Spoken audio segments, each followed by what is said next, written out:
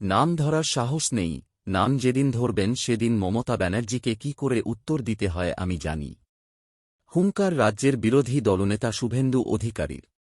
সেই সঙ্গে দেবকে নিয়ে বিস্ফোরক মন্তব্য করলেন তিনি। কি বললেন শুনুন।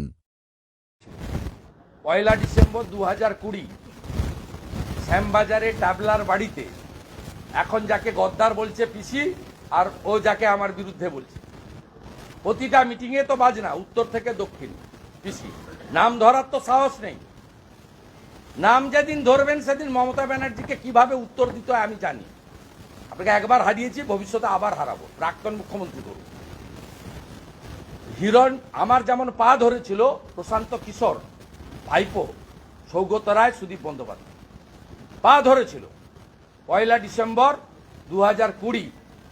এখন যাকে কালো বলছে তখন তাকে বলেছিল হিরে। ছাড়বেন না, আমাদের সর্বনাশ হয়ে যাবে।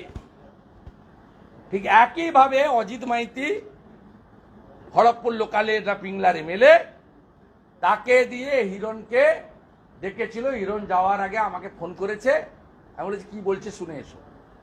ওটা তো পার্টি অফিস না, Camac street office, personal office, অনেক আগের কথা। হিরণ শুনেছে, শুনে বেরিয়ে এসে হিরণই ভিডিওটা আমাকে দিয়ে রেখেছে। ওখানে ভাইপো যা যা বলেছে ওটাও আমি লিক করে দেবো। ও সিসিটিভি যেদিন ফুটেজ লিক করবে সেদিনকে ওই মিটিংয়েও দেবের বিরুদ্ধে কি কি বলেছে হিরণকে সেটাও আমি পাবলিকলি করে দেবো, বের করতে বলবো।